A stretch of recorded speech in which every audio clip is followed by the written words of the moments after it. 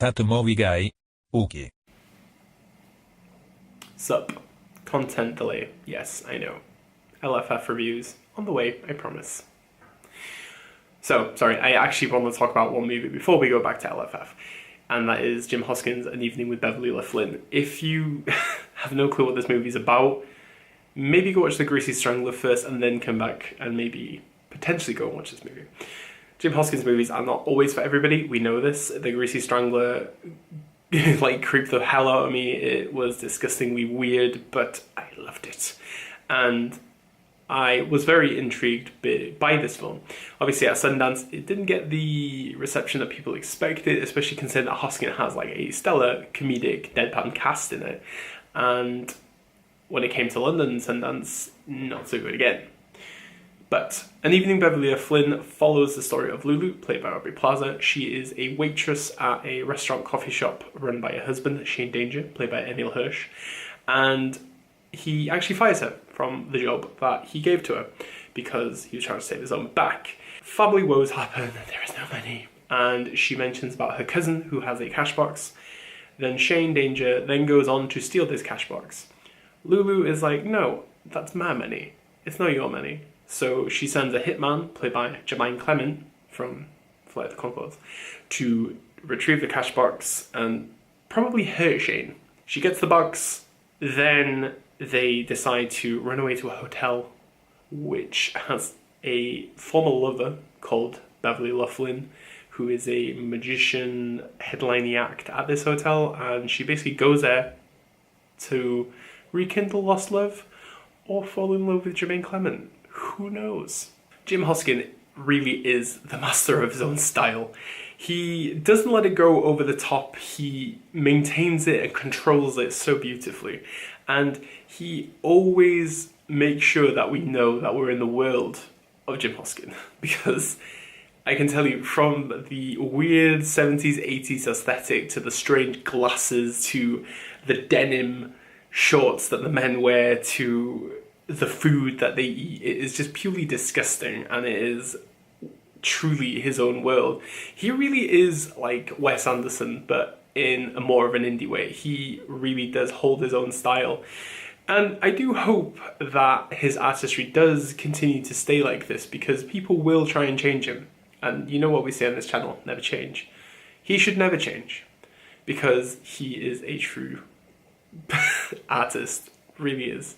With Beverly Luff Linn though, he actually leaves horror and he now goes into pure comedy, which I was kind of surprised by. I was expecting some kind of horror element to it, but he really is adapting from genre to genre, which is great. And I do hope that eventually we'll get a Jim Hoskins period piece, which would be interesting, no doubt. But with Luff Linn, it is actually a laugh a minute, and I am not saying this because I'm trying to be edgy and out there. I actually genuinely think that it is very, very funny. The problem is though that you would think with this film, if you read the screenplay, you would not actually get the humour. But with this stellar cast of Jermaine Clement, Aubrey Plaza, Emil Hirsch, Craig Robinson, Ray Bamford, it really does elevate it, because they are some of the best like deadpan comedians out there. And I know I put Emil Hirsch in that category, but Emil Hirsch really suits the world of Hoskins. And the elevation of this humour is just either you're going to get it or you don't. I'm not recommending this film to anybody. I'm recommending this to anybody that has seen The Greasy Strangler or is ready to see The Greasy Strangler, because I don't want you to go into this film and say, oh my god, Dion made it sound really good. I'm not saying that. I'm saying that it's for me. It is definitely for me, but it's not going to be for everybody. What elevates Beverly Luff Linn even more is Andrew Wang's score for it. This darkly comedic kind of movie really takes a very strange toll with Hung's score, because there is really cool synthesizer music into it, and then obviously the love story element comes into it, and then you actually are engrossed into this like very romantic kind of score, and he just knows how to change the mood and the wave of the actual tone of the film throughout the score. And I really think it's one of the strongest scores I've listened to this year. I really did like his score in Greasy Strangler, but Beverly Luff Linn is a lot more of a mature composition by him, and you actually feel a lot more emotions because of what he's portraying within his music. And it just gives it that extra edge that actually just pushes it to this very positive actual way, which is strange for this kind of movie. When it comes to people like Aubrey Plaza, Hoskin is what she needs, because I think it's one of Plaza's best performances. And last year, obviously, with Ingrid Goes West, she gave a stellar performance. But with this, combining her deadpan face to how sarcastic she can be, to just how unexpressionless she can be also, she really is strong in this film, and Lulu is the anchor of the film. And I just really enjoyed her performance a lot more than anybody else's. When you think of people like Craig Robinson and Jermaine Clement, though, they are in this film a lot. Jermaine Clement, again, suits it, but to Jermaine Clementy, if you get what I mean, because he is himself in most movies, and that was kind of the vibe I got, and I just didn't really like it. With Craig Robinson, though, literally, most of the movies just goes, because he's continuously constipated. He's going, literally, through the whole thing. I think he farts, and he talks a bit, but not much.